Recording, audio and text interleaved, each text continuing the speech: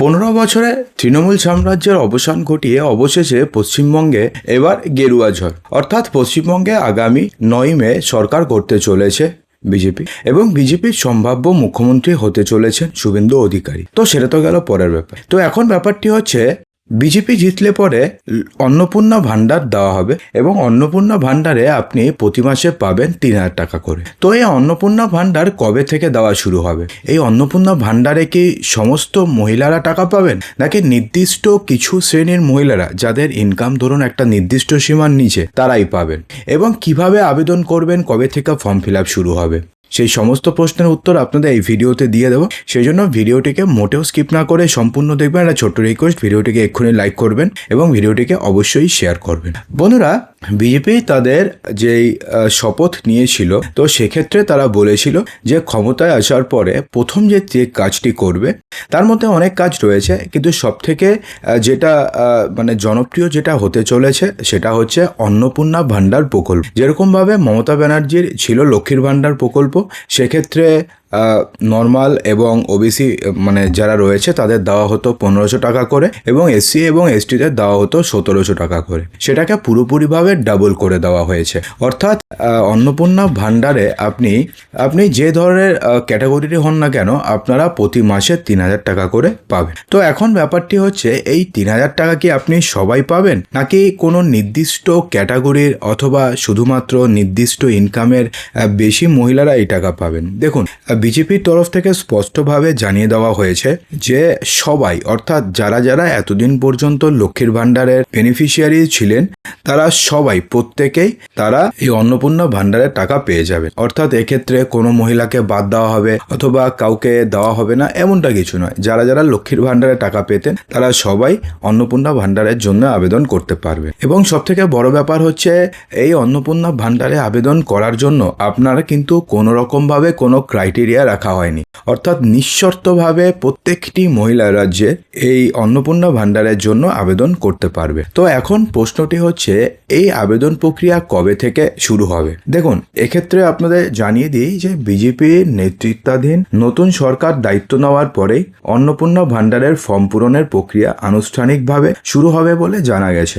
আগামী 9 মে শপথ গ্রহণ অনুষ্ঠান হতে চলেছে সরকারিভাবে এবং তারপরেই সরকারিভাবে এই প্রকল্পের নির্দেশিকা জারি হতে পারে। প্রাথমিকভাবে জানা যাচ্ছে যে রাজ্যের সকল স্তরের মহিলারাই এই প্রকল্পের আওতায় আসার সুযোগ পাবেন।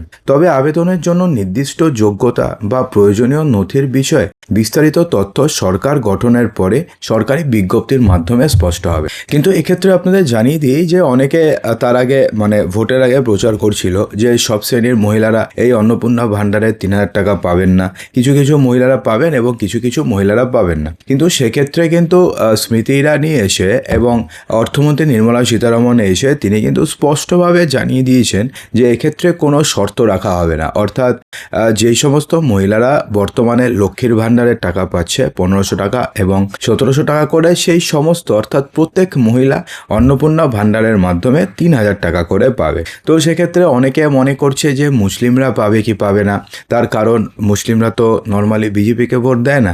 তো সেক্ষেত্রে তাদের মনেও একটা ভয় রয়েছে যে 3,000 টাকা কি তাহলে হিন্দুরাই পাবে, শিখরাই পাবে, বৌদ্ধরাই পাবে, খ্রিস্টানরাই পাবে, আমরা কি পাবো না? সেটাও নয়। এখনো পর্যন্ত কিন্তু বলা হয়েছে যে প্রত্যেক মহিলা, সে হিন্দু হোক, সে মুসলিম হোক, সে বৌদ্ধ হোক, সে খ্রিস্টান হোক, এই অন্নপূর্ণা ভাণ্ডারে 3,000 টাকা পাবে। তো তার জন্য কি হবে, 9 মে শপথ গ্রহণের পরে ধরুন ক্যাবিনেটের প্রথম যেই মিটিং হবে সেই মিটিংয়ে এই সিদ্ধান্ত হয়ে যাবে। তারপরে অন্নপূর্ণা ভাণ্ডারের ফর্ম ফিল আপ শুরু হয়ে যাবে। আপনারা সবাই জানেন যে অলরেডি অন্নপূর্ণা ভাণ্ডারের ফর্ম কিন্তু বেরিয়ে গেছিল, ভোটের আগে ফিল আপ করানো হচ্ছিল, যদিও সমস্ত জায়গায় সেটা কাজ সম্পূর্ণ হয়নি। কিন্তু এখন যেহেতু সরকারে বিজেপি চলে এসছে, তো এখন কি হবে, এখন খুব শীঘ্রই অন্নপূর্ণা ভাণ্ডারের ফর্ম বেরিয়ে যাবে। আপনাকে ফর্ম জাস্ট ফিল আপ করতে হবে, ফিল আপ করে আপনাকে এসডি অফিসে গিয়ে জমা করতে হবে। অথবা যদি সেইবারের মতন দুয়ারে সরকারের মতন কোনো ক্যাম্প করে বা সেই জাতীয় কোনো ক্যাম্প করে, তাহলে সেই ক্যাম্পে গিয়েও আপনি অন্নপূর্ণা ভাণ্ডারের ফর্ম গিয়ে আপনি জমা করে দিয়ে আসতে পারবেন।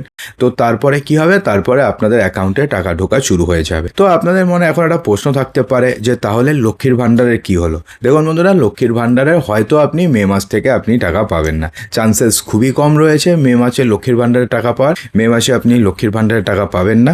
জুন মাস থেকে অন্নপূর্ণা ভাণ্ডারের টাকা পাওয়া শুরু হয়ে যাবে যদি মে মাসে অন্নপূর্ণা ভাণ্ডারের ফর্ম ফিল আপ শুরু হয়। তো এখন আপনাদের মনে আরেকটা প্রশ্ন থাকতে পারে যে তাহলে কি অ্যাকাউন্ট নাম্বার আমাদেরকে নতুন করে দিতে হবে, নাকি আমি অ্যাকাউন্ট নাম্বার আগে যেটা ছিল সেখানে আপনি দিতে পারবো? দেখুন বন্ধুরা, আপনাদের জানিয়ে দিই যে লক্ষ্মীর ভাণ্ডার আপনি যে অ্যাকাউন্টে পাচ্ছিলেন আপনি সেই অ্যাকাউন্টে আপনি অন্নপূর্ণা ভাণ্ডারের জন্য আপনি দিতে পারবেন, অর্থাৎ সেম অ্যাকাউন্ট আপনি রাখতে পারবেন, তাতে কোনো সমস্যা নেই। লক্ষ্মীর ভাণ্ডার আপনি স্টেট ব্যাংকে নিয়েছেন বলে আপনাকে অন্নপূর্ণা ভাণ্ডার ব্যাংক অফ বরোদাতে নিতে হবে তেমন কোনো ব্যাপার নেই। আপনি যদি স্টেট ব্যাংকে লক্ষ্মীর ভাণ্ডারের আপনার টাকা ঢুকে থাকে সেই অ্যাকাউন্টে আপনি মেনশন করতে পারবেন। যে ফর্মটি থাকবে অন্নপূর্ণা ভাণ্ডারে সেখানে তো অ্যাকাউন্ট নাম্বার, আইএফএসসি কোড, ব্রাঞ্চের নাম, পাসবইয়ের ফার্স্ট পেজের জেরক্স, এই সমস্ত কিছু তো আপনাকে তো দিতে হবে, অর্থাৎ প্রয়োজনীয় ডকুমেন্টস তো আপনাকে দিতে হবে। Photo, Aadhaar card, voter card, PAN card, এই সমস্ত কিছু তো আপনাকে দিতে হবে। তো সেই সমস্ত কিছু যখন আপনি দেবেন তো তার সঙ্গে আপনাকে ব্যাংকের ডিটেলস দিতে হবে। তো আপনি যেই ব্যাংকে ডিটেলস দেবেন সেই ব্যাংকেই আপনাদের অন্নপূর্ণা ভাণ্ডারের টাকা ঢুকে যাবে। তার জন্য কিন্তু আপনাকে খুব একটা যে সমস্যা হবে বা আপনাকে অনেক দিন দেরি করতে হবে এমনটা কিছু হবে না। জাস্ট সরকারটা গঠন হতে দিন, 9 মে শপথ গ্রহণ, তারপরে হয়তো 15-16 তারিখের মধ্যে এই ফর্মটি বেরিয়ে যাবে।